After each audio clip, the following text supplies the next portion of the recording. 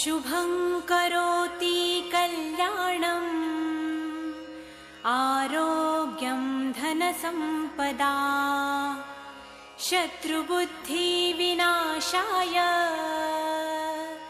दीपज्योति नमोस्तुते।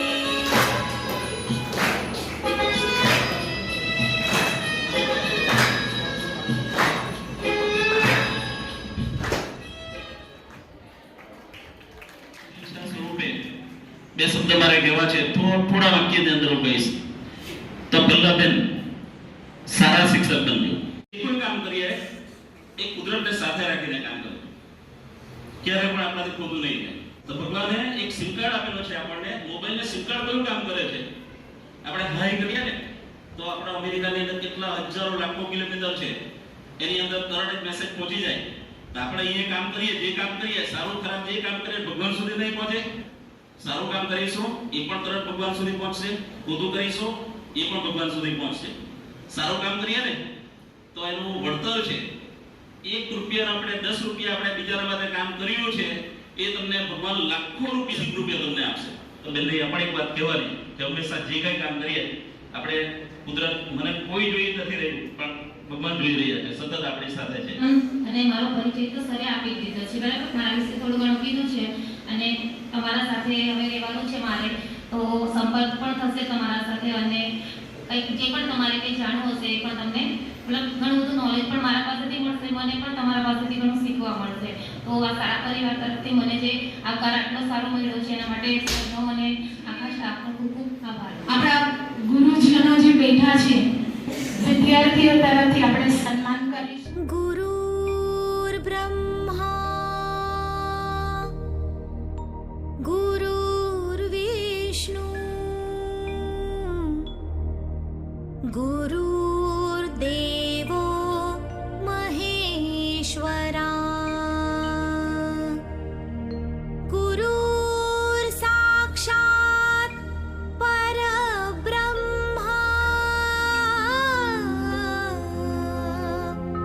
तस्मै श्री गुरुवे नमः. સૌથી મોટા ગુરુ આપણા પહેલા માતા પિતા છે. જ્યાં પણ આપણને કંઈક શીખવાનું મળે કોઈક નથી તો એ આપણો ગુરુ છે. આપણી શાળાના આચાર્ય શ્રી હંમેશા નવા પ્રોજેક્ટ કે નવું કંઈક ને એ કોના માટે? તમારા માટે છે. એટલે કે એક કદમ આગળ ચાલે છે આપણી શાળા અને એવા વિચારો સતત આપણા જે આચાર્ય શ્રી જે છે એ દર વર્ષે કંઈક નવું ને નવું શીખો. કેમ કે આપણી સામે પડકારો છે. એ ગુરુ પૂર્ણિમા ત્યારે સાર્થક થાય કે જ્યારે આપણે કંઈક શીખીએ એમાંથી. ધોરણ 9 ની વિદ્યાર્થીની વિદુષા ગુરુ પૂર્ણિમા વિશે પોતાનું વંદન અને તેમને નતમસ્તકે સમર્પિત થવાનો અવસર. અગાધ જ્ઞાનના મહાસાગર એવા મહર્ષિ વેદ વ્યાસજીની જન્મતિથિ તેમની યાદમાં ઉજવાતી અષાઢી પૂર્ણિમાને ગુરુ પૂર્ણિમા તરીકે ઉજવવામાં આવે છે. મહર્ષિ વેદ વ્યાસજીનું સાચું નામ કૃષ્ણદ્વૈપાયન હતું. જન્મ સમયે શ્યામ વર્ણનના હોવાથી કૃષ્ણ અને યમુના દ્વીપમાં રહેતા હોવાથી દ્વૈપાયન કહેવાયા. પહેલો ગુરુ છે દીક્ષા. નરેન્દ્ર મોહનજી બધા માણસો છે ગુરુ ત્યાગ કરેલો હોય ને માત્ર ગુરુના સાનિધ્યમાં રહેતા હોય ગુરુ છે, એની સાથે રહીને પછી દૂર કરવાનું કામ કરે એ છે દીક્ષા ગુરુ. અને બીજો ગુરુ છે શિક્ષા ગુરુ. શિક્ષા ગુરુ એટલે આવો અને એ સમયગાળા દરમિયાન તમે અભ્યાસ લક્ષી પણ તમને શીખવે અને કેટલુંક તમને જ્ઞાન જીવનલક્ષી પણ તમને જ્ઞાન આપે એ છે શિક્ષા ગુરુ. એ દિવસને વ્યાસ પૂર્ણિમા પણ કહેવામાં આવે.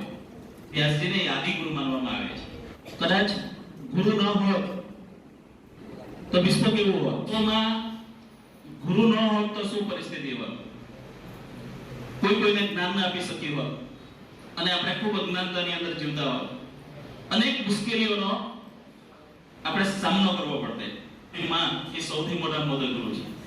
પછી પિતા અને બીજા આપણા શિક્ષા ગુરુ કે પછી આપણે દીક્ષા ગુરુ આપણે જે કહીએ તે દરેક માતા પિતા અને દરેક ગુરુ એ હંમેશા એવું ઈચ્છે છે કે મારો વિદ્યાર્થી છે એ મારા કરતા આગળ હોય. અને જ્યારે અહીંથી ભૂણી ઘડીને જશો, કોઈ ક્લાસનો ઓફિસર બનીને આવશો કે ખૂબ મોટા ઊંચા હોદ્દા પર હશો, ત્યારે સૌથી આનંદ અમને થશે. તો આજનો દિવસ ત્યારે સાર્થક કહેવાય કે આપણે એક પ્રતિજ્ઞા કરવાની છે કે આપણે જે ગુરુની આજ્ઞા છે, ગુરુનું આપણે યોગદાન છે, જે આજ્ઞા આપે એનો આદેશ તો આપણે સંપૂર્ણપણે પાલન કરીએ. જે માર્ગ બતાવે એ માર્ગ પણ ચાલીએ, ત્યારે આપણે સફળ થઈ શકીએ. તો જ આપણે સાચા અર્થમાં ગુરુ બનવાની માંથી જે પ્રકાશ તરફ લઈ જાય ને એ ગુરુ કહેવાય. આજે આપણે લૌકિક જીવનમાં જોઈએ ને તો ડગલે ને પગલે આપણને ગુરુની જરૂર પડે. ગુરુનું જે સ્થાન છે ને એ સૂર્ય સમાન છે.